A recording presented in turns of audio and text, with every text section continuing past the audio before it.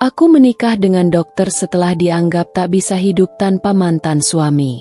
Dari luar, hidupku tampak sempurna. Aku memiliki segalanya yang diimpikan oleh banyak wanita. Rumah megah dengan interior elegan, mobil mewah yang selalu terparkir rapi di garasi, pakaian dan tas bermerek yang tersusun di lemari, serta kehidupan sosial yang terlihat mengesankan. Aku sering menghadiri acara-acara prestisius bersama suamiku, Mas Farhan, seorang pengusaha sukses yang dihormati banyak orang. Saat orang-orang melihat kami, mereka selalu memuji. Pasangan yang serasi, kata mereka. Beruntung sekali hidupmu, Dinda. Tapi apa yang mereka lihat hanyalah bagian luar dari kehidupanku. Mereka tidak tahu apa yang terjadi saat aku pulang ke rumah, saat lampu-lampu pesta telah padam, dan saat hanya ada aku dan keheningan yang semakin menyiksa. Di dalam rumah megah itu, aku merasa seperti tamu di hidupku sendiri. Mas Farhan, yang dulu begitu manis dan perhatian, kini berubah menjadi pria yang dingin dan acuh tak acuh. Senyum hangat yang dulu membuatku jatuh cinta kini jarang kutemui, digantikan oleh ekspresi datar dan tatapan yang kosong. Aku seperti berbicara dengan dinding setiap kali mencoba mengajaknya berbicara. Aku sering duduk sendirian di ruang tamu yang luas, menatap pantulan diriku di cermin besar. Aku terlihat sempurna, rambut tertata rapi, wajah tanpa celah berkat perawatan mahal, gaun yang selalu sesuai dengan tren terbaru. Tapi semakin lama aku menatap diriku sendiri, semakin aku merasa asing. Di mana Dinda yang dulu? Gadis yang ceria, yang penuh impian, yang tidak takut untuk tertawa lepas? Malam-malam yang seharusnya dihabiskan bersama suami berubah menjadi kesendirian yang menyakitkan. Mas Farhan selalu sibuk. Jika dia di rumah, dia lebih sering berada di ruang kerjanya, tenggelam dalam layar laptop atau sibuk dengan teleponnya. Aku mencoba memahami, mencoba berpikir bahwa ini semua hanya fase dalam pernikahan. Tapi semakin lama, semakin aku merasa hanya menjadi bagian dari dekorasi rumah ini. Aku pernah mencoba bertanya dengan hati-hati, "Mas, kenapa kita tidak seperti dulu?" Dia hanya mendesah, seolah pertanyaanku adalah gangguan dalam hidupnya. "Aku sibuk, Dinda. Jangan buat drama." Aku menelan rasa sakit itu dalam diam. Aku tidak ingin menjadi istri yang menyebalkan, yang menuntut perhatian suaminya. Tapi di dalam hatiku, ada sesuatu yang perlahan-lahan retak. Aku mulai bertanya-tanya, apakah aku tidak cukup baik? Apakah aku telah kehilangan daya tarikku? Apakah aku telah menjadi istri yang membosankan? Hari-hari berlalu dengan rutinitas yang sama. Bangun pagi, menyiapkan sarapan yang seringkali tidak disentuh Mas Farhan, lalu menghabiskan hari dengan kegiatan yang tampaknya glamor tetapi terasa hampa. Aku pergi ke salon, bertemu dengan teman-teman sosialitaku untuk makan siang di restoran mahal, berbelanja barang-barang yang sejujurnya tidak benar-benar aku butuhkan. Aku tersenyum, tertawa, ikut dalam percakapan seolah-olah hidupku bahagia. Tapi di dalam hati, aku merasa kosong. Setiap malam sebelum tidur, aku berbaring di ranjang yang luas, menatap langit-langit dengan pikiran yang berkecamuk. Aku berusaha meyakinkan diriku bahwa semua ini hanyalah fase, bahwa semua pernikahan pasti mengalami masa-masa sulit. Tapi semakin lama, aku semakin sadar bahwa aku tidak lagi mengenali pernikahanku sendiri. Aku mencoba mengingat kapan terakhir kali Mas Farhan memelukku dengan tulus, kapan terakhir kali dia menatapku dengan cinta di matanya, kapan terakhir kali dia mengucapkan, "Aku mencintaimu," tanpa terdengar seperti sebuah kewajiban. Dan saat aku menyadari bahwa aku tidak bisa mengingatnya, dadaku terasa sesak.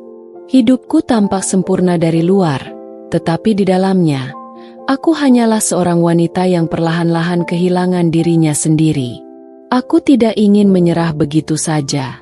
Aku yakin, di suatu tempat dalam hati Mas Farhan, masih ada cinta yang dulu membuat kami bersatu. Aku yakin ini hanya kesibukan kerja yang membuatnya berubah, bahwa dia lelah dan butuh dukungan dariku. Jadi, aku mulai berusaha lebih keras untuk menarik perhatiannya.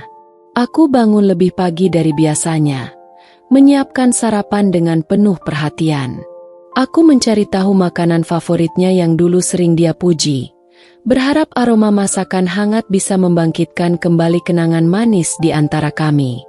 Aku bahkan belajar memasak sendiri, sesuatu yang jarang kulakukan sejak menikah karena kami selalu punya koki di rumah. Tapi pagi itu, aku berdiri di dapur dengan celemek terikat di pinggang, berusaha menciptakan sesuatu yang bisa membuatnya tersenyum. Ketika dia turun dari kamar, aku menyambutnya dengan penuh semangat. "Mas, aku masak nasi goreng favoritmu. Coba deh," ucapku dengan senyum yang kupaksakan agar tetap cerah.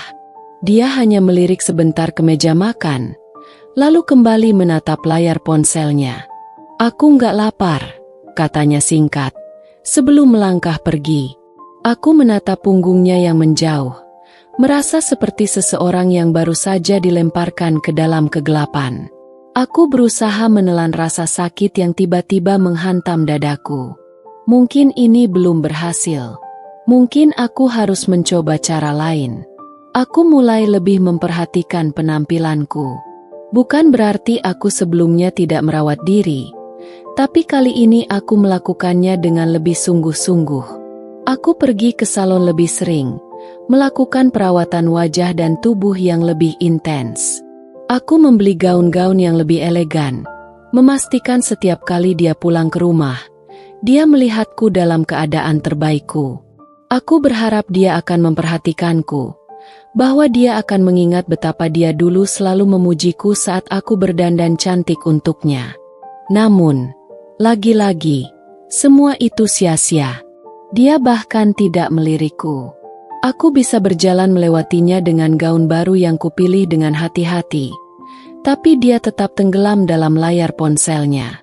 Aku bisa memakai parfum yang dulu menjadi favoritnya, tapi dia bahkan tidak menyadarinya. Aku bisa duduk di hadapannya, mencoba memulai obrolan ringan tentang apa saja, tapi dia hanya menjawab dengan gumaman singkat atau sekadar anggukan sebelum kembali sibuk dengan pikirannya sendiri. Aku tidak menyerah. Aku mencoba mendekatinya dengan cara lain. Aku mengajaknya makan malam di luar, berharap suasana yang lebih santai bisa membuatnya lebih terbuka. "Mas, kita makan malam di restoran tempat kita pertama kali kencan, yuk?" tanyaku dengan hati-hati. Dia menatapku sekilas sebelum kembali mengetik sesuatu di ponselnya. "Nggak bisa, ada kerjaan."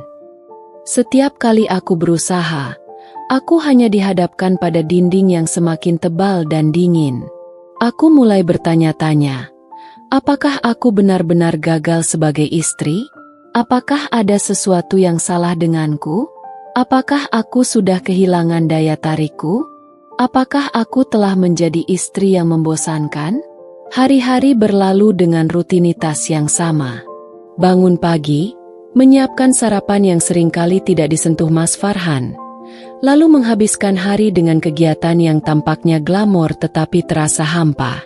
Aku pergi ke salon, bertemu dengan teman-teman sosialitaku untuk makan siang di restoran mahal, berbelanja barang-barang yang sejujurnya tidak benar-benar aku butuhkan. Aku tersenyum, tertawa, ikut dalam percakapan seolah-olah hidupku bahagia. Tapi di dalam hati, aku merasa kosong. Setiap malam sebelum tidur, aku berbaring di ranjang yang luas, menatap langit-langit dengan pikiran yang berkecamuk. Aku berusaha meyakinkan diriku bahwa semua ini hanyalah fase, bahwa semua pernikahan pasti mengalami masa-masa sulit. Tapi semakin lama, aku semakin sadar bahwa aku tidak lagi mengenali pernikahanku sendiri. Aku mencoba mengingat kapan terakhir kali Mas Farhan memelukku dengan tulus, kapan terakhir kali dia menatapku dengan cinta di matanya, kapan terakhir kali dia mengucapkan, "Aku mencintaimu," tanpa terdengar seperti sebuah kewajiban. Dan saat aku menyadari bahwa aku tidak bisa mengingatnya, dadaku terasa sesak. Hidupku tampak sempurna dari luar, Tetapi di dalamnya, aku hanyalah seorang wanita yang perlahan-lahan kehilangan dirinya sendiri. Aku tidak ingin menyerah begitu saja. Aku yakin, di suatu tempat dalam hati Mas Farhan, masih ada cinta yang dulu membuat kami bersatu. Aku yakin ini hanya kesibukan kerja yang membuatnya berubah, bahwa dia lelah dan butuh dukungan dariku. Jadi, aku mulai berusaha lebih keras untuk menarik perhatiannya. Aku bangun lebih pagi dari biasanya, menyiapkan sarapan dengan penuh perhatian. Aku mencari tahu makanan favoritnya yang dulu sering dia puji, berharap aroma masakan hangat bisa membangkitkan kembali kenangan manis di antara kami. Aku bahkan belajar memasak sendiri, sesuatu yang jarang kulakukan sejak menikah karena kami selalu punya koki di rumah. Tapi pagi itu, aku berdiri di dapur dengan celemek terikat di pinggang, berusaha menciptakan sesuatu yang bisa membuatnya tersenyum. Ketika dia turun dari kamar, aku menyambutnya dengan penuh semangat. "Mas, aku masak nasi goreng favoritmu. Coba deh," ucapku dengan senyum yang kupaksakan agar tetap cerah. Dia hanya melirik sebentar ke meja makan, lalu kembali menatap layar ponselnya. "Aku nggak lapar," katanya singkat, sebelum melangkah pergi. Aku menatap punggungnya yang menjauh, merasa seperti seseorang yang baru saja dilemparkan ke dalam kegelapan. Aku berusaha menelan rasa sakit yang tiba-tiba menghantam dadaku. Mungkin ini belum berhasil. Mungkin aku harus mencoba cara lain.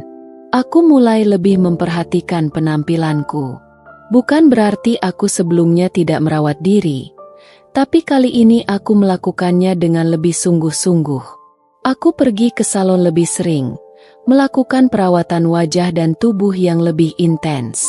Aku membeli gaun-gaun yang lebih elegan, memastikan setiap kali dia pulang ke rumah, dia melihatku dalam keadaan terbaikku.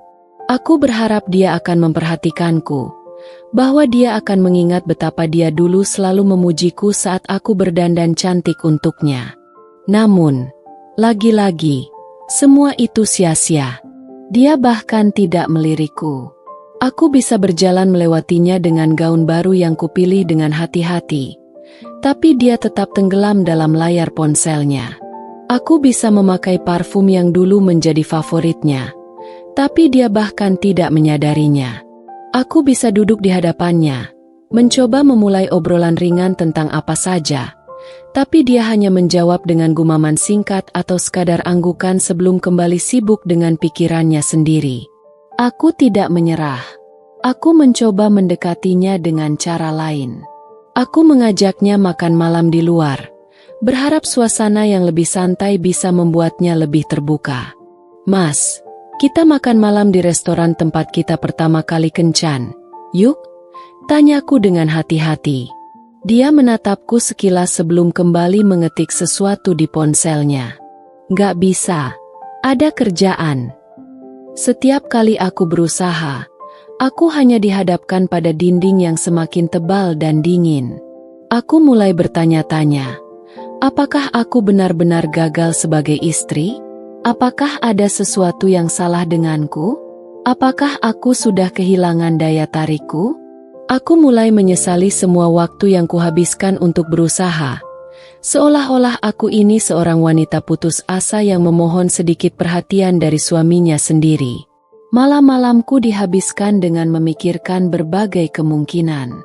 Apakah dia hanya sibuk? Apakah dia mulai bosan denganku? Atau lebih buruk lagi, apakah ada orang lain? Aku berusaha menepis pikiran itu, karena aku tidak siap menghadapi kenyataan yang lebih menyakitkan. Tapi semakin aku mencoba mengabaikan, semakin rasa curiga itu tumbuh. Aku duduk sendirian di balkon kamar kami, menatap langit malam yang penuh bintang. Dulu, kami sering duduk bersama di sini, berbicara tentang impian, rencana masa depan, hal-hal kecil yang membuat kami tertawa. Tapi sekarang, aku hanya ditemani oleh kesunyian. Aku memeluk diriku sendiri, mencoba menahan air mata yang mendesak keluar. Berapa lama lagi aku bisa bertahan dalam pernikahan ini? Berapa lama lagi aku bisa terus berpura-pura bahwa semuanya baik-baik saja? Aku tidak tahu. Tapi satu hal yang pasti, aku tidak bisa terus hidup dalam usaha yang sia-sia ini selamanya. Hari itu, aku merasa sangat lelah. Bukan hanya fisikku, tapi juga jiwaku. Aku merasa seperti berjalan di dalam lorong gelap tanpa ujung, tanpa tahu harus kemana mencari cahaya. Mas Farhan sudah benar-benar berubah. Setiap usaha yang kulakukan untuk menyelamatkan hubungan ini terasa sia-sia. Aku merasa seperti berbicara dengan tembok yang dingin dan tak bernyawa. Karena merasa butuh udara segar, aku memutuskan untuk pergi ke sebuah kafe kecil yang baru dibuka di dekat rumah. Aku hanya ingin duduk sendirian, menikmati secangkir kopi tanpa harus berpikir tentang rumah yang terasa semakin asing. Kafe itu cukup sepi sore itu. Hanya ada beberapa orang yang duduk dengan laptop mereka, sibuk dengan pekerjaan masing-masing. Aku memilih tempat di pojok, berharap bisa menikmati ketenangan tanpa gangguan. Saat aku sedang menikmati kopi dan memandangi hujan gerimis di luar, seseorang tiba-tiba berdiri di hadapanku. Seorang pria dengan wajah ramah dan senyum yang tulus. Dia tinggi, dengan rambut yang sedikit berantakan tapi tetap terlihat rapi. Dari jas putih yang dikenakannya, aku bisa langsung menebak dia seorang dokter. "Maaf, sepertinya aku pernah melihatmu sebelumnya," katanya dengan suara yang hangat. Aku mengerutkan kening, berusaha mengingat apakah aku pernah bertemu dengannya. Tapi wajahnya terasa asing. "Benarkah? Di mana?" tanyaku. Mencoba bersikap sopan meskipun aku tidak dalam mood untuk berbincang dengan orang asing. Dia tersenyum. "Aku dokter di rumah sakit tempat ayahmu dulu dirawat." Aku terkejut. Ingatanku langsung kembali ke masa-masa saat ayahku dirawat di rumah sakit beberapa tahun lalu. Aku ingat ada seorang dokter muda yang sering datang ke ruangan ayah, memberikan penjelasan dengan sabar tentang kondisinya. Saat itu, aku tidak terlalu memperhatikannya karena pikiranku penuh dengan kekhawatiran terhadap kesehatan ayah. "Oh, ya, aku ingat sekarang," ujarku pelan. "Jadi, kamu masih bekerja di rumah sakit itu?" Dia mengangguk. "Iya, masih. Aku Vicky, dokter spesialis penyakit dalam. Senang bisa bertemu lagi denganmu. Kamu Dinda kan?" Aku terdiam sejenak. Sudah lama sekali rasanya sejak ada seseorang yang menyebut namaku dengan cara seperti itu. Hangat, tanpa ada nada dingin atau acuh tak acuh seperti yang biasa ku dengar dari Mas Farhan. Ada sesuatu dalam cara Vicky berbicara yang membuatku merasa nyaman. Obrolan kami mengalir begitu saja, seolah-olah kami adalah dua teman lama yang akhirnya bertemu kembali setelah bertahun-tahun berpisah. Dia bercerita tentang pekerjaannya di rumah sakit, tentang pasien-pasiennya, tentang bagaimana dia selalu ingin menjadi dokter sejak kecil. Aku mendengarkannya dengan penuh perhatian, menikmati bagaimana dia berbicara dengan penuh antusiasme dan ketulusan. Untuk pertama kalinya dalam waktu yang lama, aku merasa didengar. Vicky tidak hanya berbicara tentang dirinya sendiri, tapi juga bertanya tentang hidupku. Dia bertanya apakah aku baik-baik saja, bagaimana kabar ibuku, bagaimana kehidupanku setelah ayah meninggal. Aku hampir lupa bagaimana rasanya memiliki seseorang yang benar-benar peduli dan ingin tahu tentang diriku, bukan sekadar basa-basi. Ketika aku menceritakan sedikit tentang pekerjaanku dan kehidupanku yang sekarang, dia mendengarkan dengan penuh perhatian. Aku tidak ingin terlalu banyak berbicara tentang masalah rumah tanggaku, jadi aku hanya mengatakan bahwa aku sedang mengalami masa sulit. Tapi meskipun aku tidak menceritakan semuanya, Vicky sepertinya bisa melihat kesedihan yang berusaha ku sembunyikan. "Kau tahu, Dinda," katanya sambil menyesap kopinya. "Kadang kita terlalu keras pada diri sendiri, berpikir bahwa kita harus selalu kuat dan terus bertahan, bahkan ketika kita sudah terluka begitu dalam. Tapi tidak apa-apa untuk mengakui bahwa kita butuh bantuan. Tidak apa-apa untuk mencari kebahagiaan kita sendiri. Aku terdiam. Kata-katanya begitu sederhana, tapi menyentuh sesuatu di dalam diriku.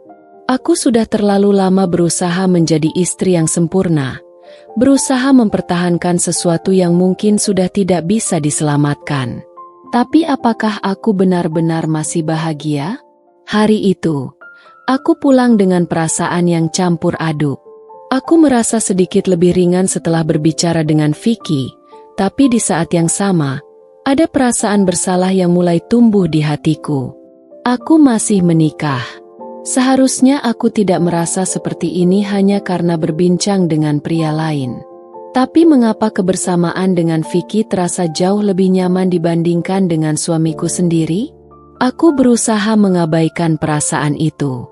Aku berkata pada diriku sendiri bahwa pertemuan ini hanyalah kebetulan, bahwa aku hanya senang bertemu dengan seseorang yang bisa membuatku merasa dihargai lagi.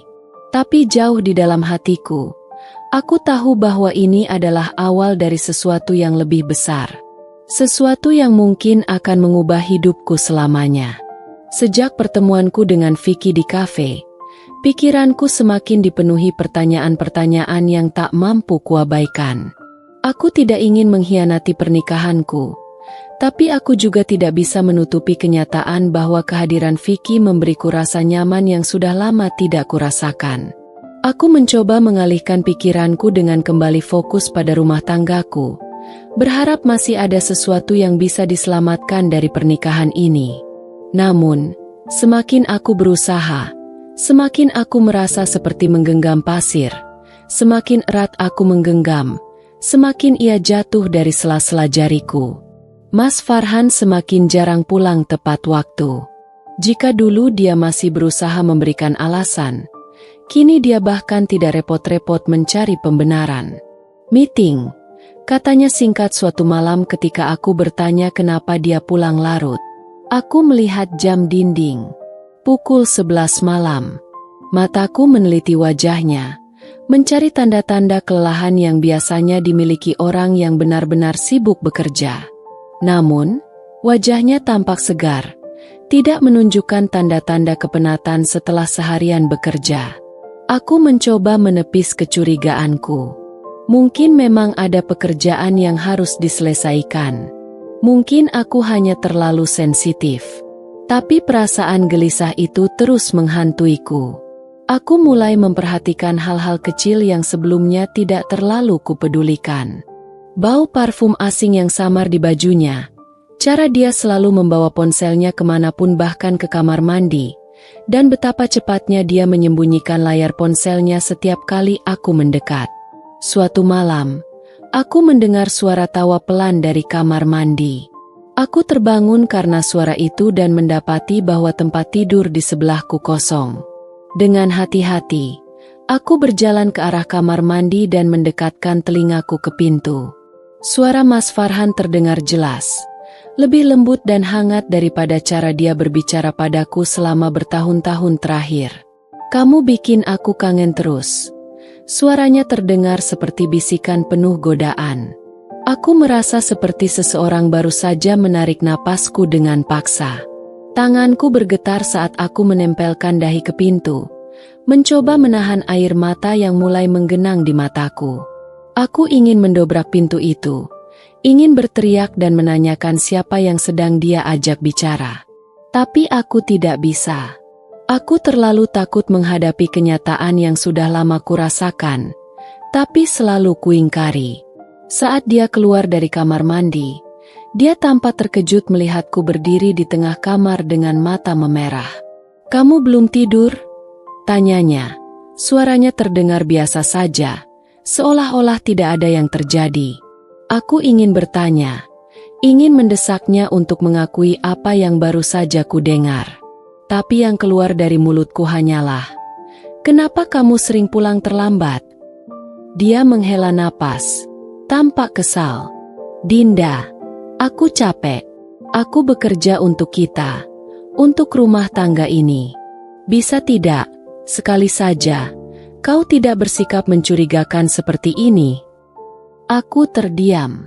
Bagaimana bisa dia membalikan keadaan? Seolah-olah aku yang berbuat salah? Aku tidak ingin bertengkar, tapi aku juga tidak ingin terus dibohongi. Aku hanya ingin tahu, Mas, aku istrimu. Bukankah aku berhak tahu apa yang terjadi dalam hidupmu? Dia tertawa sinis. Hidupku bukan cuma tentang kamu, Dinda. Aku punya urusan lain juga. Jawabannya menusukku lebih dalam daripada yang kuduga. Aku tahu bahwa dia telah berubah, tapi mendengarnya mengatakannya dengan begitu enteng membuatku sadar bahwa aku benar-benar kehilangan pria yang dulu kucintai. Malam itu, aku tidur membelakanginya, tapi mataku tetap terbuka. Aku tidak bisa membohongi diri sendiri lagi. Ada sesuatu yang disembunyikannya, dan aku harus mencari tahu kebenarannya, meskipun itu akan menghancurkan hatiku lebih dari yang sudah terjadi. Malam itu, setelah pertengkaran kecil kami, aku tidak bisa tidur. Kata-kata Mas Farhan terus berputar di kepalaku, menambah sesak yang sudah menghimpit dadaku sejak beberapa bulan terakhir. Aku berusaha mencari alasan untuk tetap percaya padanya, tetapi kenyataan semakin sulit untuk diabaikan. Aku membalikkan tubuhku, menatap sosoknya yang tertidur lelap di sampingku. Betapa mudahnya dia terlelap, seolah-olah tidak ada yang salah. Saat itulah mataku tertuju pada ponselnya yang tergeletak di atas nakas di samping tempat tidur. Biasanya, dia selalu membawanya kemana-mana, tetapi kali ini dia lupa. Jantungku berdegup kencang. Aku tahu ini salah. Aku tahu aku seharusnya tidak melanggar privasinya. Tapi di saat yang sama, aku juga tahu bahwa aku harus menemukan jawaban atas semua kecurigaanku. Tanganku gemetar saat aku meraih ponselnya. Layar terkunci, tapi entah bagaimana, jemariku secara otomatis mengetik tanggal lahirnya, dan layar pun terbuka. Jantungku berdetak semakin cepat saat aku menggulir daftar chat di aplikasi perpesanan. Aku mencari sesuatu yang mencurigakan, tetapi banyak pesan yang tampaknya telah dihapus. Itu saja sudah cukup mencurigakan. Kemudian, aku beralih ke galeri foto dan video. Aku tidak tahu apa yang kucari, tetapi firasatku mengatakan bahwa aku harus terus mencari. Aku menggulir layar ke bawah, membuka folder-folder tersembunyi yang tidak pernah kutahu ada di ponselnya. Dan di sanalah aku menemukannya, sebuah video yang akan menghancurkan segala harapan terakhirku. Dengan napas tertahan, aku mengetuk layar untuk memutar video itu. Gambar bergerak memenuhi layar ponsel, dan seketika itu juga, seluruh dunia di sekelilingku runtuh. Di dalam video itu, Mas Farhan sedang duduk di sebuah restoran, tertawa lepas bersama seorang wanita. Wanita itu cantik, dengan rambut panjang yang tergerai sempurna dan senyum yang berseri-seri.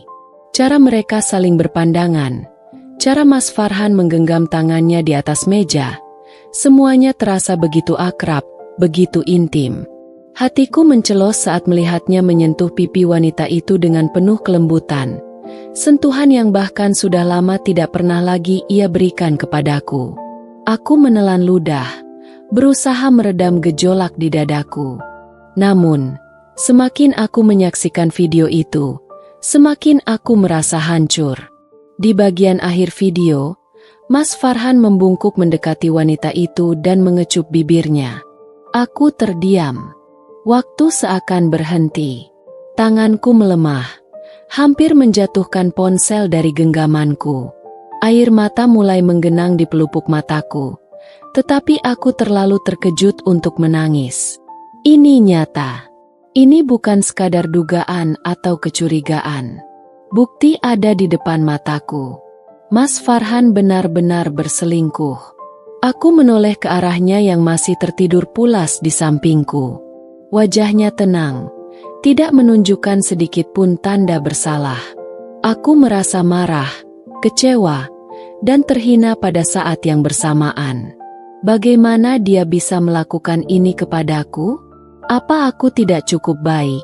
Apa aku hanya sekadar istri yang tidak lagi berharga baginya?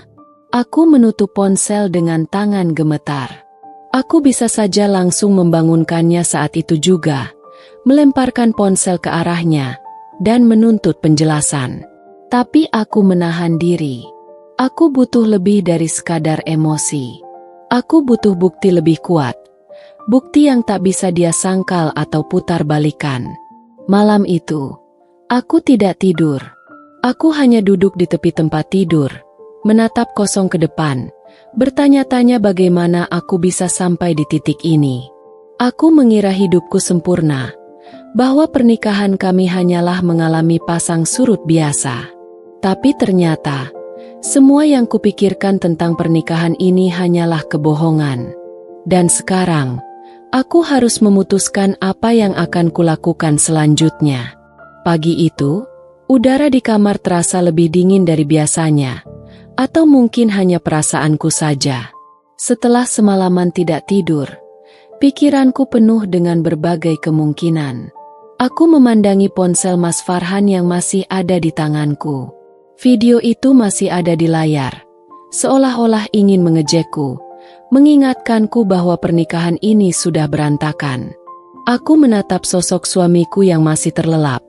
Wajahnya begitu damai, seakan-akan dia tidak punya dosa. Rasanya aku ingin membangunkannya saat itu juga, berteriak di wajahnya, menuntut penjelasan. Tapi aku tahu, ini bukan pertengkaran biasa. Ini bukan hanya soal salah paham atau miskomunikasi. Ini tentang pengkhianatan, tentang kepercayaan yang telah dia hancurkan tanpa sedikit pun rasa bersalah. Aku harus menghadapinya dengan kepala dingin. Esok harinya, setelah Mas Farhan berangkat kerja, aku duduk di kamar dengan tangan gemetar. Nafasku terasa berat, seolah ada beban besar yang menghimpit dadaku. Bertahun-tahun aku hidup di sana, membangun impian yang kini hancur berkeping-keping. Tapi aku tahu, aku harus pergi. Aku harus menyelamatkan diriku sendiri sebelum aku benar-benar tenggelam dalam luka yang diciptakan oleh pernikahan ini. Aku menatap layar ponsel. Ada satu nama yang muncul di pikiranku. Ki. Aku ragu sejenak sebelum akhirnya mengetik pesan. Aku butuh seseorang untuk bicara. Bisa bertemu. Hanya butuh beberapa detik sebelum pesan itu dibalas. Tentu. Di mana kau sekarang? Aku menyebutkan lokasi, dan dia langsung membalas bahwa dia akan segera datang. Aku tidak tahu mengapa aku memilihnya untuk menjadi tempatku bersandar. Mungkin karena selama ini dia adalah satu-satunya orang yang selalu mendengarkanku tanpa menghakimi. Atau mungkin, jauh di dalam hatiku, aku tahu bahwa aku bisa mempercayainya. Tak lama, Vicky tiba. Dia keluar dari mobilnya, berjalan cepat ke arahku dengan ekspresi penuh kekhawatiran. Tanpa berkata apa-apa, dia membuka pintu mobilku, lalu duduk di kursi penumpang. Dinda, kau baik-baik saja? Aku menatapnya sejenak sebelum akhirnya tak bisa lagi menahan air mataku. Segala emosi yang kutahan sejak tadi akhirnya pecah. Aku menangis terseduh-seduh di hadapannya, membiarkan semua luka yang selama ini kusembunyikan keluar tanpa filter. Vicky tidak mengatakan apa-apa. Dia hanya menunggu, membiarkanku meluapkan semua perasaan yang selama ini tertahan. Setelah beberapa menit, saat tangisku mulai mereda, dia mengulurkan tisu. Dinda, aku tidak akan bertanya jika kau belum siap untuk bicara. Tapi aku di sini. Kau tidak sendirian. Kata-kata itu sederhana, tetapi entah kenapa begitu menenangkan. Aku mengusap wajahku, mencoba mengatur napas sebelum akhirnya berkata dengan suara serak. Aku meninggalkan rumah, Vicky. Aku tidak bisa lagi bertahan dalam pernikahan itu. Dia mengangguk, ekspresinya penuh pemahaman. Aku mengerti. Dan kau tahu apa? Aku bangga padamu. Aku terkejut. Bangga? Ya, katanya tegas. Karena kau memilih dirimu sendiri. Kau memilih untuk keluar dari hubungan yang tidak sehat daripada bertahan hanya karena takut sendirian. Itu adalah keputusan yang sangat berani, Dinda. Aku terdiam, mencerna kata-katanya. Selama ini, aku selalu merasa bahwa meninggalkan pernikahan adalah tanda kegagalan. Tapi Vicky melihatnya sebagai keberanian. Sesuatu dalam hatiku terasa lebih ringan mendengar itu. Kau mau kemana sekarang? Tanyanya. Aku menggeleng. Aku masih ingin di rumah untuk mengumpulkan lebih banyak bukti, kemudian aku akan mengungkapkan semuanya di depan Mas Farhan. Aku juga belum siap untuk kembali ke rumah ibuku. Aku hanya butuh waktu untuk menyelesaikan ini semua. Vicky menatapku beberapa saat sebelum akhirnya berkata, "Kalau begitu, kabari aku jika kamu butuh sesuatu.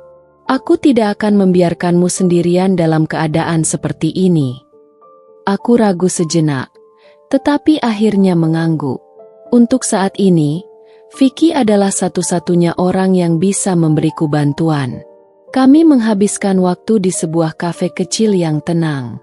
Vicky tidak mendesakku untuk berbicara lebih banyak, tetapi dia ada di sana, mendengarkan setiap kali aku ingin mengungkapkan sesuatu. Aku menceritakan bagaimana aku menemukan video itu, bagaimana konfrontasi dengan Farhan terjadi, dan bagaimana aku akhirnya mengambil keputusan untuk pergi. Vicky tidak pernah sekalipun menghakimi.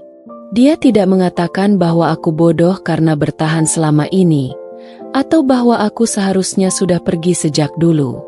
Dia hanya ada di sana, menjadi pendengar yang baik, seseorang yang memberiku ruang untuk merasa tanpa rasa malu atau takut. Saat malam mulai larut, aku merasa lebih tenang. Aku menyadari bahwa aku masih memiliki perjalanan panjang di depan, tetapi setidaknya, untuk saat ini, aku tahu bahwa aku tidak harus menghadapinya sendirian. Ketika hendak pulang, dia berkata dengan suara lembut, "Dinda, tidak apa-apa untuk merasa hancur. Tapi jangan lupa bahwa kau juga bisa membangun dirimu kembali. Dan aku akan ada di sini, kapanpun kau butuh seseorang untuk bersandar." Aku menatapnya. Hatiku terasa hangat untuk pertama kalinya setelah sekian lama. "Terima kasih, Vicky." Dia tersenyum. "Kapanpun, Dinda. Kapanpun." Aku menatapnya lalu kami berpisah. Aku pulang ke rumah dengan tekad untuk mengumpulkan lebih banyak bukti. Ketika bukti yang kupunya sudah cukup, aku akan meninggalkan Mas Farhan. Aku sampai di rumah lebih awal 30 menit sebelum akhirnya Mas Farhan pulang. Mas Farhan pulang dengan wajah lelah. Aku sengaja tak mengatakan apapun agar semuanya tampak biasa saja. Ketika Mas Farhan sudah membersihkan badannya dan sudah terlelap, aku diam-diam mengecek teleponnya untuk mencari lebih banyak bukti. Aku menatap layar ponsel dengan tangan gemetar. Bukti yang kucari akhirnya ada di hadapanku. Chat mesra, foto-foto berdua, bahkan rekaman suara panggilan yang menunjukkan betapa akrabnya mereka. Aku membaca satu persatu pesan itu dengan mata yang mulai panas. "Sayang, aku merindukanmu," begitu tulis wanita itu, diikuti dengan balasan dari Mas Farhan yang sama mesranya. Dadaku sesak. Aku ingin menyangkal semuanya, ingin percaya bahwa ini hanya kesalahpahaman. Tapi bagaimana mungkin? Bukti ini terlalu jelas, terlalu nyata untuk diabaikan. Aku sudah mencurigainya selama berbulan-bulan, dan kini kecurigaanku terjawab dengan cara yang paling menyakitkan. Aku mengusap wajahku, mencoba berpikir jernih. Aku bisa saja langsung menghadapi Mas Farhan saat itu juga, menumpahkan semua kemarahanku, menuntut jawaban. Tapi aku tahu dia akan mengelak. Dia akan menyalahkanku, seperti yang selalu dia lakukan. Aku tidak ingin masuk ke dalam jebakan itu lagi. Kali ini, aku harus pintar. Aku mengambil napas dalam-dalam lalu mengirimkan bukti-bukti itu ke ponselku sendiri, memastikan semuanya tersimpan dengan aman. Aku tidak akan membiarkannya lolos begitu saja. Jika aku harus berpisah, aku ingin melakukannya dengan kepala tegak, bukan sebagai korban yang ditinggalkan tanpa perlawanan. Beberapa hari berikutnya, aku berpura-pura tidak tahu apa-apa. Aku tetap menjalankan rutinitas seperti biasa, tetapi dalam hati, aku mengamati setiap gerak-geriknya. Mas Farhan semakin sering pulang larut malam, semakin sering menghindari tatapanku, dan semakin sering beralasan bahwa dia sibuk dengan pekerjaan. Malam itu, aku menunggunya pulang. Aku sudah menyiapkan semuanya, pikiranku, hatiku, dan bukti-bukti yang akan kupaparkan. Ketika dia akhirnya masuk rumah dengan wajah lelah, aku menatapnya tanpa ekspresi.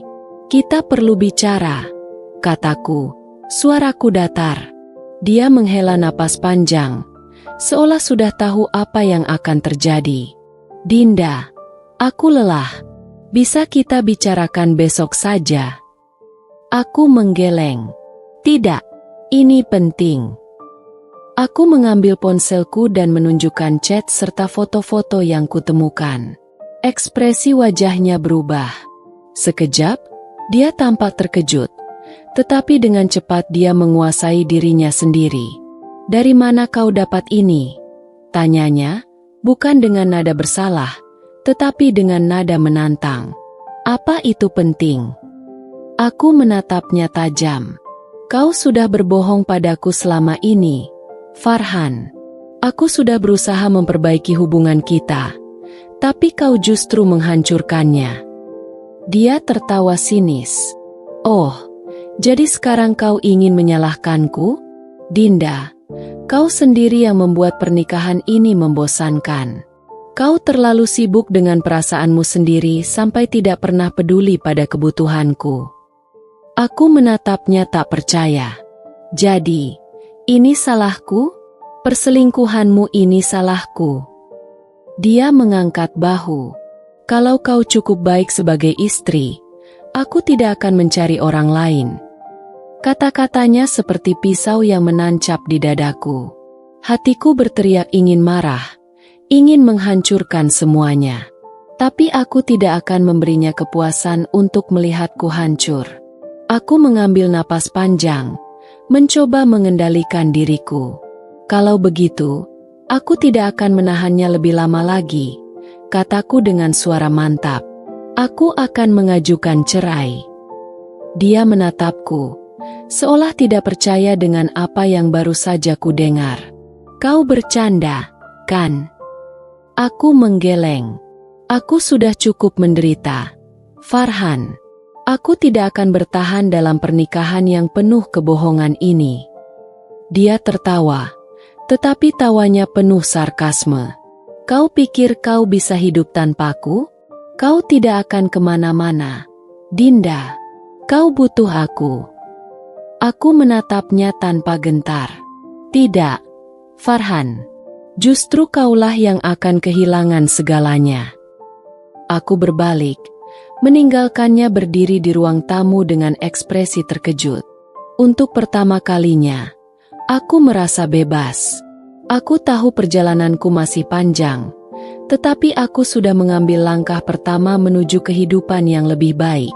Setelah malam itu, aku tahu tidak ada lagi alasan untuk bertahan. Aku menghabiskan waktu berjam-jam di kamar, duduk di tepi ranjang dengan mata yang terasa berat karena kurang tidur. Aku sudah memikirkan semua kemungkinan, mencari-cari alasan untuk tetap bertahan, tetapi jawabannya selalu sama: aku harus pergi. Bukan karena aku takut menghadapi Mas Farhan, bukan karena aku ingin lari dari masalah, tetapi karena aku akhirnya menyadari bahwa bertahan dalam pernikahan ini hanya akan menghancurkanku lebih dalam.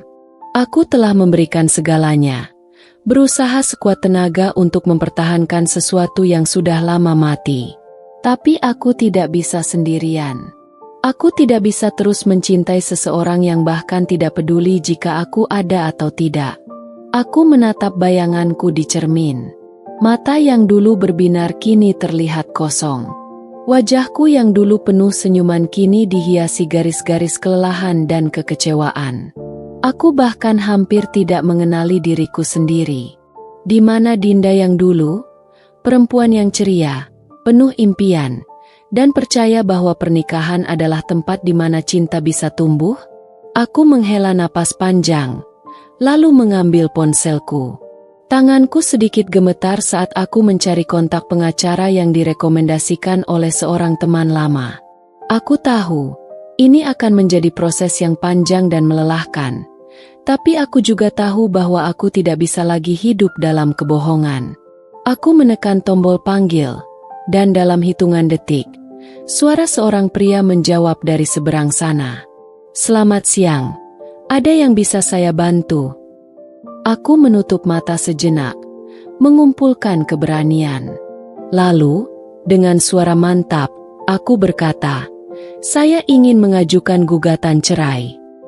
Saat aku mengucapkan kata-kata itu, ada sesuatu yang terasa lepas dari dalam dadaku. Seolah-olah beban bertahun-tahun perlahan mulai terangkat. Aku berbicara dengan tenang, menjelaskan situasiku, dan mendengarkan prosedur yang harus aku jalani. Tidak mudah, tetapi aku siap. Aku tidak akan mundur. Ketika panggilan itu berakhir, aku duduk diam untuk beberapa saat. Aku membiarkan diriku merasakan setiap emosi yang bergejolak di dalam hati. Ada kesedihan, tentu saja. Aku pernah mencintai Mas Farhan dengan seluruh hatiku. Aku pernah membayangkan bahwa kami akan bersama selamanya. Tapi ada juga kelegaan. Akhirnya, aku membuat keputusan untuk diriku sendiri. Malam itu, aku duduk di ruang tamu dengan segelas teh di tangan, menunggu Mas Farhan pulang. Aku sudah siap. Tidak ada lagi air mata. Tidak ada lagi keraguan. Ketika dia akhirnya masuk, dengan wajah yang masih dipenuhi keangkuhan, aku menatapnya lurus-lurus. "Aku sudah mengajukan gugatan cerai," kataku tanpa basa-basi. Dia berhenti di ambang pintu, lalu tertawa kecil, seolah-olah aku baru saja mengatakan sesuatu yang konyol. "Dinda, kau tidak akan bisa melakukannya. Kau terlalu takut kehilangan kenyamanan ini." Aku tersenyum tipis. "Kenyamanan apa, Farhan? Rumah besar ini? Mobil mewah? Semua ini tidak berarti apa-apa jika aku tidak bahagia." Dia mendekat, menatapku tajam.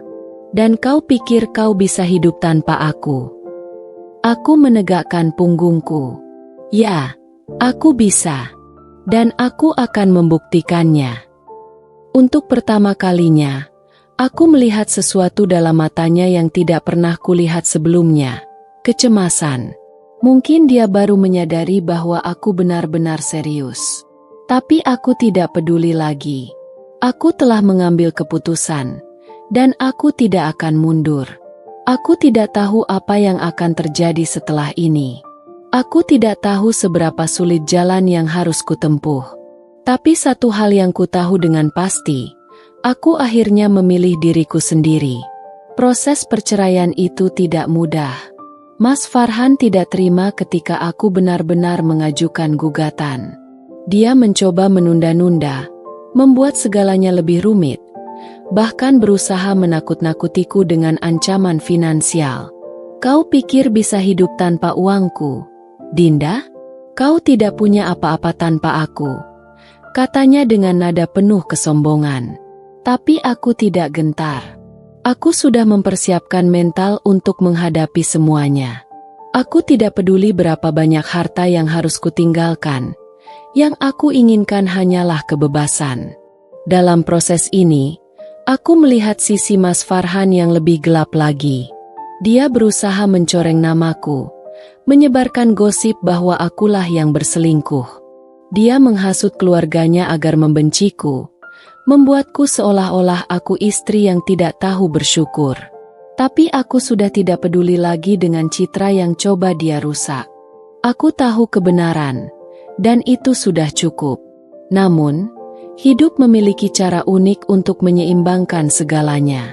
Saat perceraianku dengan Mas Farhan hampir selesai, masalah lain datang menghampirinya. Bisnisnya mulai goyah.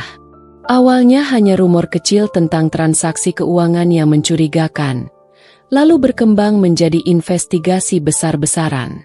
Berita itu menyebar dengan cepat, dan dalam hitungan minggu, reputasi bisnisnya yang dulu cemerlang mulai runtuh. Aku tidak akan pernah lupa hari ketika aku melihatnya di berita. Di layar televisi, wajahnya terpampang dengan ekspresi tegang saat dikerumuni wartawan. Pengusaha sukses Farhan Aditama tersandung kasus dugaan penggelapan dana. Begitu bunyi salah satu headline. Aku menatap layar itu dengan perasaan campur aduk.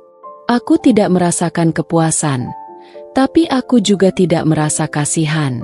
Karma telah bekerja dengan sendirinya. Saat itu, aku menyadari satu hal. Aku tidak perlu membalas dendam. Hidup sudah melakukannya untukku. Dulu, Mas Farhan merasa bahwa dia berada di atas segalanya. Dia berpikir bisa mempermainkan orang lain, mengkhianati kepercayaan, dan tetap lolos tanpa konsekuensi. Tapi sekarang, semua yang dia banggakan perlahan-lahan hancur. Aku tidak perlu menghubunginya. Aku tidak merasa perlu menegaskan kepadanya bahwa inilah akibat dari perbuatannya sendiri. Aku hanya melanjutkan hidupku, fokus pada kebebasanku sendiri. Beberapa bulan setelah perceraian kami resmi, aku mendapat kabar bahwa Mas Farhan benar-benar kehilangan segalanya. Rumah yang dulu kami tinggali telah dijual untuk membayar hutangnya. Mobil-mobil mewahnya disita. Perempuan yang dulu menjadi selingkuhannya pun meninggalkannya begitu masalah keuangannya mulai muncul. Aku mendengar dari seorang teman lama bahwa dia sekarang hidup dalam kesendirian. Tidak ada yang benar-benar peduli padanya lagi. Semua orang yang dulu mendekatinya karena kekayaannya kini menghilang satu persatu. Aku hanya bisa tersenyum kecil saat mendengar kabar itu. Bukan karena aku bahagia melihatnya jatuh, tapi karena aku bersyukur bahwa aku sudah tidak lagi menjadi bagian dari dunianya. Aku telah melangkah maju, meninggalkan semua luka dan penghinaan yang pernah dia berikan padaku. Aku kini adalah perempuan yang lebih kuat, lebih mandiri, dan tidak lagi takut menghadapi dunia sendirian. Karma bekerja dengan cara yang misterius, dan aku tidak perlu melakukan apapun untuk melihatnya terjadi. Aku hanya perlu melanjutkan hidupku dengan kepala tegak, karena akhirnya, aku telah menemukan kebebasan yang selama ini kucari. Setelah perceraian itu resmi, aku merasa seperti burung yang baru saja keluar dari sangkar. Awalnya, ada rasa asing yang menyelinap di hatiku. Aku tidak lagi tinggal di rumah mewah dengan perabotan mahal, tidak lagi memiliki supir yang siap mengantar kemanapun aku mau, dan tidak lagi ada rutinitas berpura-pura bahagia di depan orang lain. Tapi, untuk pertama kalinya setelah bertahun-tahun, aku merasa benar-benar bebas. Aku mulai menjalani hidup yang lebih sederhana. Aku pindah ke sebuah apartemen kecil yang cukup nyaman untukku sendiri. Tidak ada dekorasi berlebihan, hanya sebuah tempat yang bisa benar-benar menjadi ruanganku sendiri. Setiap pagi, aku bangun tanpa harus merasa cemas akan kehadiran seseorang yang mengabaikanku. Aku bisa memilih sendiri apa yang ingin ku makan, kemana aku ingin pergi, dan bagaimana aku ingin menjalani hariku tanpa ada tekanan dari siapapun. Tapi, di balik semua kebebasan itu, aku juga sadar bahwa aku harus mencari cara untuk membangun kembali hidupku. Selama bertahun-tahun, aku hidup dalam bayang-bayang Mas Farhan. Aku terbiasa menjadi istri seseorang, bukan individu yang mandiri. Kini, aku harus mencari tahu siapa aku sebenarnya, apa yang aku inginkan dalam hidup, dan bagaimana aku bisa berdiri di atas kakiku sendiri. Langkah pertamaku adalah mulai belajar kembali. Aku mendaftarkan diri dalam beberapa kursus online, mulai dari bisnis kecil-kecilan, keuangan pribadi, hingga psikologi diri. Aku ingin memahami banyak hal yang dulu tidak pernah kupedulikan karena aku terlalu sibuk memenuhi ekspektasi orang lain. Aku ingin bisa mengelola hidupku sendiri, bukan hanya bergantung pada orang lain untuk mencukupi kebutuhanku. Selain itu, aku juga mulai mengeksplorasi hobi yang pernah kutinggalkan. Aku selalu menyukai menulis, tapi dulu aku tidak pernah punya waktu untuk itu. Kini, setiap malam, aku duduk di depan laptopku dan mulai menuangkan pikiranku dalam kata-kata. Aku menulis tentang perjalananku, tentang luka yang kuterima, dan tentang bagaimana aku mulai menemukan kebahagiaan di tempat yang tidak pernah kuduga. Dalam proses pencarian identitas baru ini, aku juga belajar untuk mencintai diriku sendiri. Dulu, aku selalu merasa bahwa aku harus menjadi cukup untuk dicintai oleh orang lain. Aku harus cukup cantik, cukup menarik, cukup patuh, cukup menyenangkan. Tapi sekarang, aku sadar bahwa aku tidak perlu menjadi cukup untuk siapapun selain diriku sendiri. Aku berharga karena aku adalah aku, bukan karena validasi dari orang lain. Salah satu momen yang benar-benar membuatku sadar akan perubahan dalam diriku adalah ketika aku pergi ke kafe seorang diri untuk pertama kalinya setelah perceraian. Dulu, aku tidak pernah bisa membayangkan makan sendirian di tempat umum tanpa merasa aneh. Tapi hari itu, aku duduk di sudut kafe dengan secangkir kopi dan sebuah buku di tanganku, menikmati waktu tanpa merasa perlu ditemani siapapun. Itu adalah kebahagiaan kecil, tapi bagiku, itu adalah kemenangan besar. Tentu saja, perjalanan ini tidak selalu mudah. Ada hari-hari di mana aku merasa takut akan masa depan. Ada saat-saat di mana aku meragukan keputusanku, dan ada malam-malam di mana aku merasa sendirian. Tapi aku tahu bahwa aku sedang dalam proses. Aku sedang membangun kembali hidupku, selangkah demi selangkah, dengan kekuatan yang tidak pernah kusadari sebelumnya. Kini, aku tidak lagi melihat masa laluku sebagai kegagalan, tapi sebagai pelajaran. Aku tidak lagi merasa bahwa aku kehilangan sesuatu. Sebaliknya, aku justru mendapatkan kembali diriku yang dulu hilang. Aku sedang dalam perjalanan untuk menemukan versi terbaik dari diriku sendiri. Dan untuk pertama kalinya dalam waktu yang lama, aku merasa benar-benar hidup.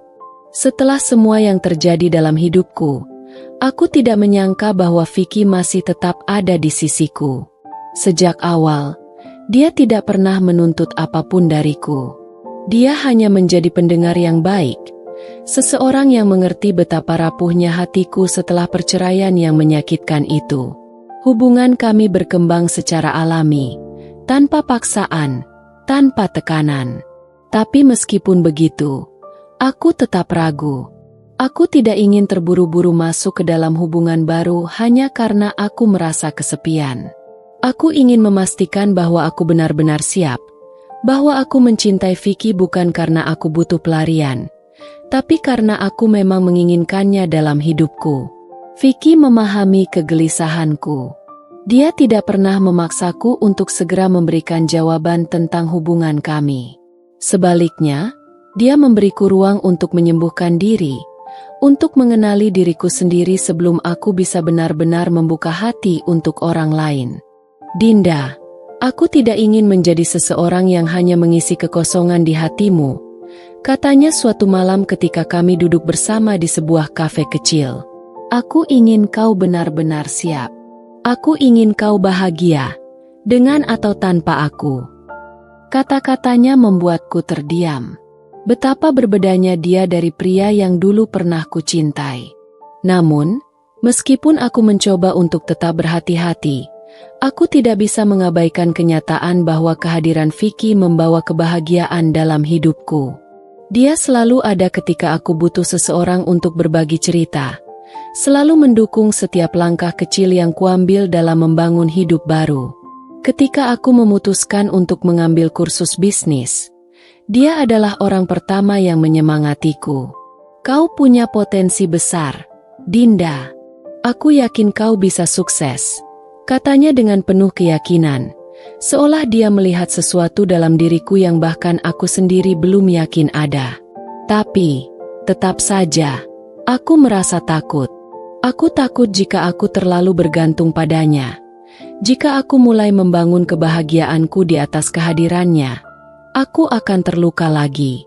Aku tidak ingin mengulangi kesalahan yang sama seperti dulu, di mana aku memberikan seluruh hidupku kepada seseorang yang akhirnya mengabaikanku. Aku ingin belajar mencintai dengan cara yang sehat, tanpa kehilangan diriku sendiri dalam prosesnya. Salah satu hal yang membuatku semakin yakin bahwa Vicky berbeda adalah bagaimana dia selalu mendorongku untuk berdiri di atas kakiku sendiri. Dia tidak pernah berusaha mengontrol hidupku atau membuatku merasa bahwa aku harus bergantung padanya. "Dinda, kau tidak butuh aku untuk sukses," katanya suatu hari ketika aku ragu untuk memulai usahaku sendiri.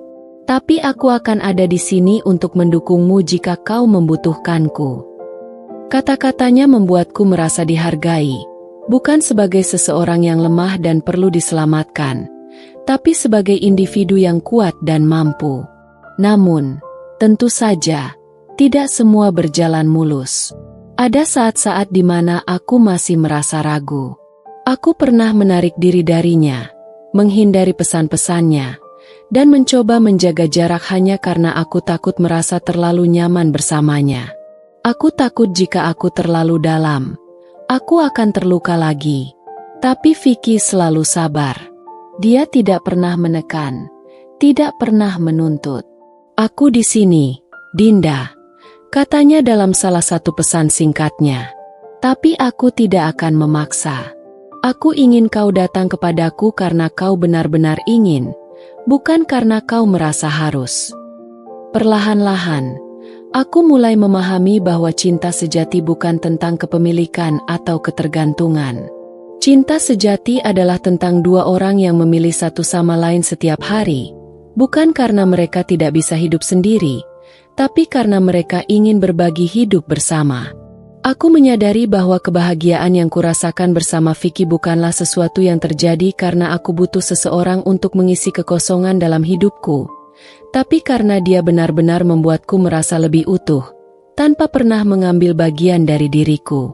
Pada akhirnya, aku tahu bahwa aku harus menghadapi ketakutanku. Aku tidak bisa terus menghindari perasaan ini hanya karena trauma masa lalu. Aku harus berani mencintai lagi. Bukan karena aku takut sendirian, tapi karena aku tahu bahwa aku berhak mendapatkan kebahagiaan yang sejati. Aku tidak tahu bagaimana masa depan akan berjalan, tapi untuk pertama kalinya, aku siap untuk mengambil risiko. Aku siap untuk membuka hatiku lagi, kali ini dengan cara yang lebih sehat, lebih kuat, dan lebih penuh kesadaran. Malam itu, aku duduk sendirian di balkon apartemen kecilku, menatap langit yang penuh bintang. Dulu, aku selalu berpikir bahwa kebahagiaan bergantung pada orang lain, pada bagaimana suami memperlakukanku, pada bagaimana orang lain melihatku. Tapi setelah semua yang kulalui, aku mulai memahami sesuatu yang lebih dalam. Kebahagiaan sejati datang dari dalam diri sendiri. Aku menghela napas panjang, mencoba menyerap kenyataan itu sepenuhnya. Aku tidak bisa lagi melihat pernikahanku dengan Mas Farhan sebagai kegagalan. Ya, aku pernah merasa hancur, pernah merasa kehilangan segalanya. Tapi aku juga mendapatkan sesuatu yang jauh lebih berharga, kesadaran bahwa aku lebih kuat daripada yang pernah kukira. Aku mulai menerima bahwa tidak semua orang yang datang dalam hidup kita akan bertahan selamanya. Dan itu tidak masalah. Beberapa orang hadir untuk memberi pelajaran, bukan untuk tinggal selamanya. Mas Farhan adalah bagian dari masa laluku, dan aku tidak perlu lagi membiarkan bayangannya menghantui masa depanku. Menerima kenyataan ini tidak datang dengan mudah. Ada malam-malam di mana aku masih terbangun dengan perasaan cemas, masih teringat pada rasa sakit yang pernah dia tinggalkan. Tapi aku belajar untuk tidak lari dari perasaan itu. Aku membiarkan diriku merasakannya, memeluk luka itu, lalu melepaskannya perlahan. Aku mulai memahami bahwa berdamai dengan diri sendiri bukan berarti menghapus masa lalu, tapi menerima bahwa masa lalu itu adalah bagian dari perjalanan hidupku. Aku juga mulai melihat diriku dengan cara yang berbeda. Dulu, aku merasa bahwa harga diriku bergantung pada bagaimana orang lain memperlakukanku. Aku selalu berusaha menyenangkan semua orang, takut akan penilaian mereka, takut jika aku tidak cukup baik. Tapi sekarang, aku belajar untuk mencintai diriku sendiri tanpa syarat. Aku tidak perlu menjadi sempurna untuk berharga. Aku tidak perlu menjadi seperti yang diinginkan orang lain untuk merasa cukup. Aku, dengan segala kekurangan dan kelebihanku, tetap layak untuk bahagia. Salah satu hal yang membantuku dalam proses ini adalah menulis. Aku mulai menulis jurnal, mencurahkan segala pikiranku ke dalam kata-kata, membiarkan semua emosi yang selama ini terpendam mengalir tanpa takut dihakimi. Di halaman-halaman buku itu, aku menemukan kejujuran yang bahkan sulit kungkapkan pada orang lain. Aku menulis tentang ketakutanku, harapanku, dan impianku. Aku menulis tentang bagaimana aku ingin hidupku berjalan ke depan, bukan lagi terjebak dalam bayangan masa lalu. Vicky juga menjadi bagian penting dalam proses ini, tapi bukan karena dia datang untuk menyelamatkanku. Dia tidak pernah mencoba menggantikan peran siapapun dalam hidupku. Dia hanya ada di sana, mendukungku tanpa syarat, membiarkanku berjalan dengan kecepatan yang kutentukan sendiri. Dia mengajariku bahwa cinta sejati bukan tentang ketergantungan, tapi tentang kebebasan untuk menjadi diri sendiri tanpa takut dihakimi. Suatu hari, aku berdiri di depan cermin, menatap bayanganku sendiri. Aku melihat seorang wanita yang telah melalui banyak hal, yang pernah jatuh, tapi berhasil bangkit kembali. Aku melihat seorang Dinda yang tidak lagi takut untuk melangkah ke depan, yang tidak lagi menggantungkan kebahagiaannya pada orang lain. Aku melihat seorang wanita yang mulai mencintai dirinya sendiri dengan cara yang belum pernah dia lakukan sebelumnya. Saat itu, aku tahu bahwa aku telah menemukan sesuatu yang selama ini kucari. Aku tidak perlu lagi pembuktian dari siapapun. Aku tidak perlu lagi merasa takut atau ragu. Aku telah berdamai dengan diriku sendiri, dan itu adalah kemenangan terbesar yang pernah kucapai. Pagi itu, aku duduk di meja kecil di sudut kafe favoritku, menatap secangkir kopi yang masih mengepul. Udara pagi yang sejuk menyapu wajahku, memberikan ketenangan yang belum pernah kurasakan selama bertahun-tahun.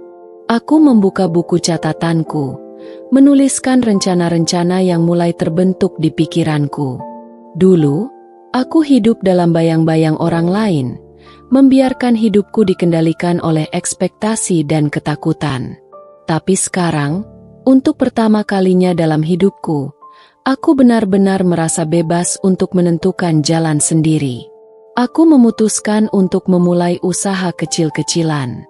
Aku ingin membangun sesuatu yang benar-benar milikku, sesuatu yang bisa kubanggakan bukan karena harta atau status, tapi karena itu adalah hasil dari perjuanganku sendiri. Aku memilih untuk membuka bisnis kecil di bidang kuliner, mungkin kafe kecil atau layanan catering. Memasak selalu menjadi bagian dari diriku, sesuatu yang selama ini kulakukan bukan hanya untuk menyenangkan orang lain, tapi juga sebagai bentuk ekspresi diri. Tentu saja, memulai dari nol tidak mudah. Aku harus belajar banyak hal, manajemen bisnis, pemasaran, dan tentu saja menghadapi ketidakpastian.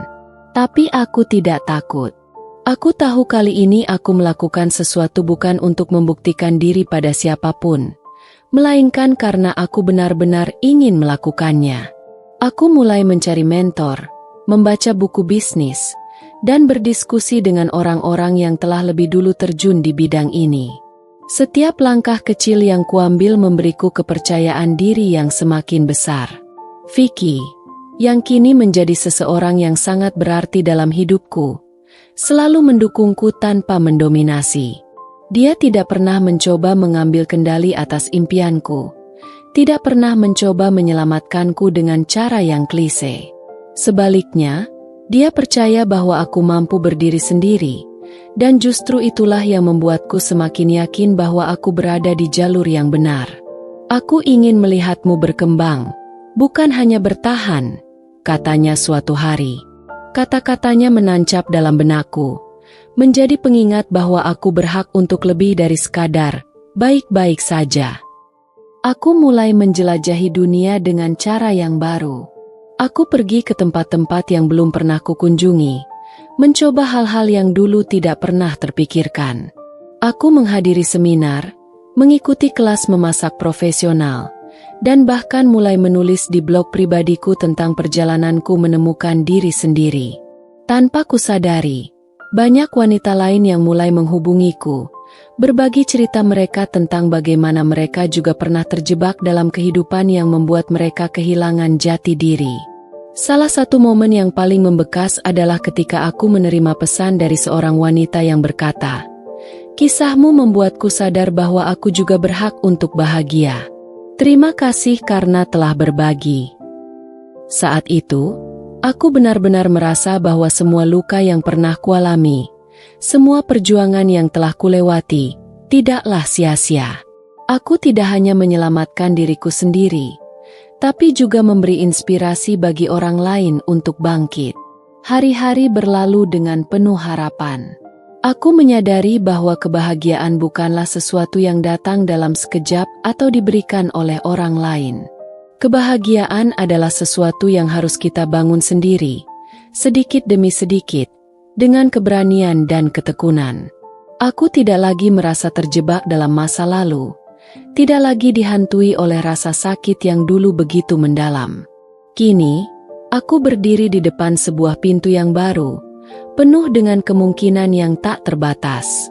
Aku tidak tahu persis apa yang menanti di depan sana, tapi satu hal yang pasti, aku siap untuk menghadapinya. Aku bukan lagi Dinda yang takut melangkah, yang selalu merasa tidak cukup baik. Aku adalah Dinda yang baru, lebih kuat, lebih percaya diri, dan lebih siap untuk meraih kebahagiaan dengan tanganku sendiri. Matahari pagi menyelinap masuk melalui jendela ruang kerjaku, menciptakan cahaya hangat yang menenangkan. Aku duduk di meja kecilku, menatap secangkir teh yang masih mengepul sambil membuka laptop. Dulu, rutinitasku hanyalah bangun pagi dengan hati yang kosong, menjalani hari dengan perasaan terjebak, lalu tidur dengan kebingungan yang sama. Tapi kini, setiap pagi terasa seperti awal baru, bukan lagi sekadar bertahan, melainkan menikmati hidup dengan cara yang benar-benar kuinginkan. Bisnisku perlahan berkembang. Awalnya, aku hanya melayani pesanan catering dalam skala kecil untuk teman dan kenalan. Namun, semakin hari, semakin banyak orang yang tertarik dengan masakanku. Aku belajar bagaimana mengelola pesanan, memahami preferensi pelanggan, dan bahkan merancang menu spesial yang unik. Setiap prosesnya membuatku merasa lebih hidup, seakan-akan aku akhirnya menemukan panggilanku. Aku tidak lagi bekerja untuk menyenangkan orang lain atau memenuhi ekspektasi siapapun. Kali ini, aku bekerja untuk diriku sendiri. Vicky masih ada di sampingku, bukan sebagai penyelamat, tetapi sebagai seseorang yang percaya pada potensiku. Kami tidak terburu-buru dalam hubungan kami, karena aku tahu bahwa kebahagiaanku tidak bergantung pada pria manapun, bahkan dia. Aku ingin memastikan bahwa aku mencintainya bukan karena aku membutuhkan seseorang untuk mengisi kekosongan dalam hidupku, tetapi karena aku benar-benar ingin berbagi kebahagiaan dengannya. Kami belajar untuk saling mendukung tanpa saling membebani, dan hubungan kami tumbuh dengan cara yang sehat. Suatu hari, saat aku duduk di kafe kecilku, yang kini sudah resmi berdiri, seorang wanita paruh baya mendatangiku. Wajahnya tampak lelah, matanya menyiratkan banyak cerita yang belum terucap. Dengan suara pelan, dia berkata, "Aku membaca tulisan-tulisanmu tentang perjalanan hidupmu, dan aku merasa seperti melihat diriku sendiri di masa lalu. Aku ingin berubah, Tapi aku tidak tahu harus mulai dari mana. Aku tersenyum dan menggenggam tangannya. Aku mengenal rasa takut itu. Aku tahu bagaimana rasanya merasa terjebak, merasa kecil di hadapan dunia yang begitu besar. Kamu sudah mulai, kataku. Dengan menyadari bahwa kamu ingin berubah, itu adalah langkah pertamamu. Percakapan itu mengingatkanku pada diriku sendiri beberapa tahun lalu. Seseorang yang penuh ketakutan, yang merasa tidak punya kendali atas hidupnya sendiri. Tapi sekarang, aku tahu bahwa kita semua memiliki kekuatan untuk mengubah hidup kita, jika kita cukup berani untuk mengambil langkah pertama. Seiring waktu, aku semakin sering bertemu dengan wanita-wanita lain yang memiliki cerita serupa. Aku mulai berbagi pengalaman, membimbing mereka yang masih mencari jalan, dan tanpa kusadari, aku telah menciptakan komunitas kecil yang saling mendukung. Aku tidak hanya membangun bisnis, tetapi juga membangun ruang bagi mereka yang ingin menemukan kembali dirinya sendiri. Mungkin ini adalah tujuan sebenarnya dari semua rasa sakit yang pernah kualami, agar aku bisa berdiri di sini hari ini, menjadi seseorang yang bisa membantu orang lain melalui perjalanan mereka sendiri. Aku tidak lagi menyimpan dendam kepada Mas Farhan, karena aku menyadari bahwa tanpa pengkhianatannya, aku mungkin tidak akan pernah berani mengambil langkah untuk keluar dari bayang-bayangnya. Aku bersyukur atas semua luka yang pernah kualami, karena luka-luka itu telah membentukku menjadi seseorang yang lebih kuat dan lebih berani. Waktu berlalu, dan hubunganku dengan Vicky semakin kuat. Dia bukan hanya pria yang memberiku perhatian di saat aku merasa hancur, tapi juga seseorang yang mengerti bahwa aku butuh waktu untuk benar-benar menyembuhkan diri. Kami tidak terburu-buru dalam hubungan ini, karena aku tahu bahwa kebahagiaan tidak bisa dibangun di atas ketergantungan. Aku ingin mencintainya bukan karena aku butuh seseorang untuk menyelamatkanku, tetapi karena aku benar-benar menginginkannya dalam hidupku. Vicky selalu ada di sisiku, bukan untuk memaksaku membuat keputusan cepat, tetapi untuk mendukung setiap langkah yang kuambil. Dia hadir saat aku sibuk mengembangkan bisnisku, mendengar setiap keluh kesahku, dan selalu mengingatkanku bahwa aku mampu menghadapi apapun. Kami sering menghabiskan waktu bersama, tetapi tidak dalam hubungan yang penuh tuntutan. Kami memberi ruang satu sama lain untuk tetap menjadi diri sendiri, dan justru itulah yang membuat semuanya terasa alami dan indah. Suatu hari, saat aku menutup kafe lebih awal, Vicky mengajakku pergi ke tempat yang sedikit jauh dari kota, ke sebuah bukit yang menghadap ke perkampungan kecil. Dari atas sana, lampu-lampu rumah terlihat seperti bintang kecil yang bertebaran di malam hari. Kami duduk berdampingan di dalam mobilnya, menikmati keheningan yang nyaman di antara kami. "Dinda," katanya pelan, sambil menatapku dengan mata yang penuh ketulusan. "Aku tidak ingin terburu-buru. Aku tidak ingin membuatmu merasa terpaksa. Tapi aku ingin kau tahu bahwa aku serius dengan hubungan kita. Aku ingin membangun masa depan bersamamu, tapi hanya jika kau juga menginginkannya." Aku terdiam sejenak, menatapnya dengan hati yang hangat. Selama ini, aku tahu Vicky mencintaiku, tapi yang membuatnya istimewa adalah dia tidak pernah menekan atau membuatku merasa harus segera mengambil keputusan. Aku menghela napas, lalu tersenyum padanya. "Vicky," kataku, menggenggam tangannya. "Aku butuh waktu untuk menemukan kembali diriku, dan kau memberiku ruang itu. Aku ingin kau tahu bahwa aku pun serius dengan hubungan ini. Aku ingin kita melangkah bersama, bukan karena aku butuh seseorang untuk mengisi hidupku, tapi karena aku ingin menjalani hidup ini denganmu." Matanya berbinar. Malam itu, aku tahu bahwa aku telah menemukan seseorang yang tidak hanya mencintaiku, tetapi juga menghormatiku sebagai individu yang mandiri.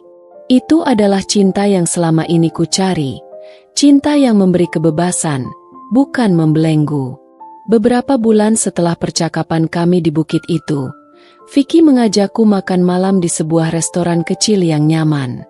Aku tidak menaruh curiga apapun, karena ini bukan hal yang aneh bagi kami. Kami sering pergi makan bersama untuk sekadar mengobrol dan menikmati waktu berdua. Namun, saat makanan disajikan, aku melihat sesuatu yang tidak biasa. Di atas piringku, terdapat sebuah cincin yang diletakkan dengan hati-hati di antara hidangan favoritku. Aku menatapnya, lalu mengangkat wajah ke arah Vicky yang tersenyum lembut. Aku ingin melakukan ini dengan cara yang sederhana, karena kau bukan wanita yang butuh kemewahan untuk merasa istimewa, katanya pelan. Dinda, maukah kau menikah denganku? Hatiku berdebar, bukan karena terkejut, tetapi karena aku tahu ini adalah jawaban yang selama ini sudah ada dalam hatiku. Aku tersenyum dan mengangguk pelan. Ya, Vicky, aku mau. Dia tersenyum lebar, lalu menyematkan cincin itu di jariku. Tidak ada pesta besar, tidak ada kemewahan berlebihan, hanya kami berdua, dengan cinta yang tulus dan keyakinan bahwa kami ingin menjalani hidup bersama. Pernikahanku dengan Vicky jauh dari kesan glamor, tapi aku tidak peduli. Aku telah mengalami kehidupan yang tampak mewah namun kosong, dan aku tidak ingin mengulanginya. Aku hanya ingin pernikahan yang sederhana, penuh makna, dan dikelilingi oleh orang-orang yang benar-benar peduli padaku. Kami mengadakan acara kecil di taman belakang kafe yang kini telah menjadi bagian dari kehidupanku. Hanya keluarga, sahabat, dan beberapa orang terdekat yang hadir.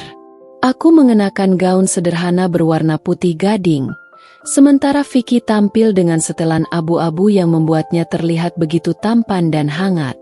Saat kami saling mengucapkan janji pernikahan, aku merasa seperti telah menemukan rumahku, bukan dalam bentuk bangunan mewah, tetapi dalam hati seseorang yang benar-benar menerimaku apa adanya. Vicky menggenggam tanganku erat, dan aku tahu bahwa perjalanan kami tidak akan selalu mudah, tapi aku siap menghadapinya bersamanya. Setelah acara usai, aku duduk di sudut taman, mengamati orang-orang yang tertawa dan berbincang dengan penuh kebahagiaan. Aku melihat ke arah ibuku yang kini lebih sehat dan tersenyum bangga padaku. Aku melihat sahabat-sahabatku yang mendukungku sejak awal. Dan aku melihat Vicky, pria yang telah bersabar menungguku menemukan jalanku sendiri sebelum akhirnya bersedia berjalan bersamaku. Aku menghela napas lega. Aku telah melalui begitu banyak hal, patah hati, pengkhianatan, pencarian jati diri. Dan kini, aku akhirnya sampai di titik di mana aku merasa utuh. Pernikahan ini bukan akhir dari perjalanan, tetapi awal dari babak baru dalam hidupku. Babak di mana aku tidak hanya menjadi istri seseorang, tetapi tetap menjadi Dinda yang mandiri, kuat, dan bahagia dengan pilihannya sendiri. Malam itu, saat aku berdansa perlahan dengan Vicky di bawah lampu-lampu kecil yang berkelap-kelip, aku berbisik padanya. Aku siap menjalani kehidupan ini bersamamu. Dia tersenyum, mengecup keningku dengan lembut, dan berbisik kembali. Dan aku siap mencintaimu setiap hari, dalam keadaan apapun. Aku tahu bahwa hidup ini masih akan menghadirkan banyak tantangan. Tapi untuk pertama kalinya dalam hidupku, aku tidak takut lagi. Aku tahu bahwa aku telah menemukan cinta yang sesungguhnya. Cinta yang tidak hanya ada dalam kebahagiaan, tetapi juga dalam perjuangan dan ketulusan. Dan itu, bagiku, adalah kebahagiaan yang sejati. Aku tidak pernah mengira akan bertemu lagi dengan Mas Farhan setelah semua yang terjadi. Aku pikir dia sudah benar-benar lenyap dari hidupku, seperti bayangan masa lalu yang perlahan memudar seiring berjalannya waktu. Namun, kehidupan selalu punya cara untuk mempertemukan kita kembali dengan sesuatu yang telah kita tinggalkan. Entah untuk menuntaskan cerita yang belum selesai atau sekadar memberi kita kesempatan melihat betapa jauh kita telah melangkah. Hari itu, aku sedang duduk di kafe kecilku, menikmati sore yang tenang dengan secangkir teh hangat. Namun, ketenangan itu tiba-tiba terganggu saat seorang pelayan mendekatiku dengan ragu. "Mbak Dinda, katanya pelan. Ada seseorang yang ingin bertemu dengan Mbak. Aku mengangkat wajah, sedikit heran. Siapa? Pelayan itu tanpa ragu sejenak sebelum akhirnya berkata, mantan suami Mbak, katanya. Jantungku berdebar. Nama itu sudah lama tidak lagi ada dalam kehidupanku. Dan kini, tiba-tiba saja dia muncul di hadapanku lagi. Aku menarik napas dalam, menimbang apakah aku ingin menemuinya atau tidak. Tapi pada akhirnya, aku mengangguk. Aku ingin tahu, apa yang dia inginkan setelah semua yang dia lakukan padaku. Ketika aku keluar dari ruang belakang kafe dan melangkah menuju meja tempatnya duduk, aku hampir tidak mengenal pria itu. Farhan yang dulu selalu tampil angkuh dan penuh percaya diri kini terlihat begitu berbeda. Wajahnya lebih tirus, matanya menyimpan kelelahan yang mendalam, dan pakaian yang dikenakannya tidak lagi seberkelas dulu. Aku duduk di depannya, tetap menjaga jarak emosional. Aku bukan lagi wanita yang dulu selalu tunduk padanya. Kini aku adalah Dinda yang telah menemukan kebebasan dan kekuatannya sendiri. Dia mengangkat wajah dan menatapku dengan mata yang penuh penyesalan. Dinda. Suaranya terdengar serak dan berat. Aku tidak menjawab, hanya menunggu. Dia menghela napas panjang, seperti sedang mengumpulkan keberanian. Aku tidak tahu harus mulai dari mana. Tapi aku ingin meminta maaf padamu. Untuk semuanya. Aku menatapnya tanpa ekspresi. Untuk semuanya? Bisa lebih spesifik. Dia menelan ludah, jelas merasa canggung. Untuk bagaimana aku memperlakukanmu dulu. Untuk mengabaikanmu. Untuk berselingkuh. Untuk menyakiti perasaanmu dan membuatmu merasa tidak cukup baik. Ada keheningan sejenak di antara kami. Aku tidak merasa terharu atau tergerak oleh kata-katanya. Aku hanya merasa kosong. Aku kehilangan segalanya, Din. Lanjutnya dengan suara pelan. Bisnisku hancur.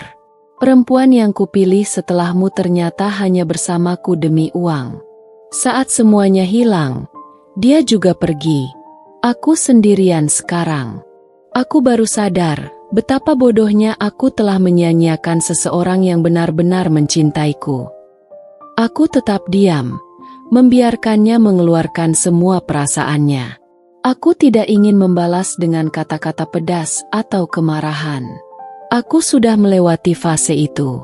Aku tidak mengharapkan kau untuk kembali atau memaafkanku begitu saja, katanya lagi. Aku hanya ingin kau tahu bahwa aku benar-benar menyesal. Aku sadar bahwa aku telah kehilangan sesuatu yang sangat berharga, dan aku tidak akan pernah bisa mendapatkannya kembali. Aku menghela napas pelan, lalu menatapnya dengan tenang.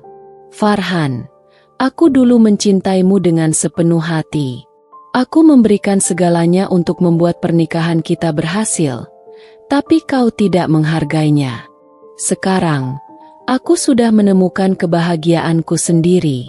Aku tidak menyimpan dendam, tapi aku juga tidak bisa memberikan pengampunan yang kau harapkan. Yang bisa kuberikan hanyalah harapan bahwa kau belajar dari kesalahanmu dan menjadi orang yang lebih baik. Dia menundukkan kepala, seolah menelan kenyataan pahit itu. Kau benar.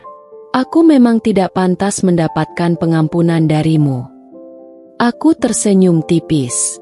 Bukan soal pantas atau tidak, Farhan. Hidup selalu memberi kita kesempatan untuk berubah. Tapi perubahan itu tidak bisa dilakukan dengan berharap masa lalu bisa diperbaiki. Kau harus melangkah ke depan, seperti yang kulakukan. Dia menatapku untuk terakhir kalinya. Matanya dipenuhi rasa kehilangan yang begitu dalam. Lalu, dengan anggukan kecil, dia berdiri. Terima kasih sudah mau mendengarkanku, Din. Aku tidak mengatakan apa-apa, hanya mengangguk. Aku melihatnya berjalan keluar dari kafe. Sosoknya perlahan menghilang di antara lalu lintas kota yang ramai. Aku tidak merasa puas karena dia menyesal. Aku tidak merasa bahagia karena akhirnya dia menerima karma atas perbuatannya. Yang aku rasakan hanyalah kelegaan. Ini adalah penutupan terakhir dari bab yang dulu pernah menyakitiku. Aku kembali ke dalam, di mana Vicky menungguku dengan senyum hangatnya. Dia tidak bertanya, tidak menuntut penjelasan. Dia hanya menggenggam tanganku, mengingatkanku bahwa aku telah berada di tempat yang seharusnya. Aku sudah tidak lagi menjadi wanita yang mencari validasi dari orang lain. Aku telah menemukan diriku sendiri, dan itu adalah kemenangan terbesar dalam hidupku.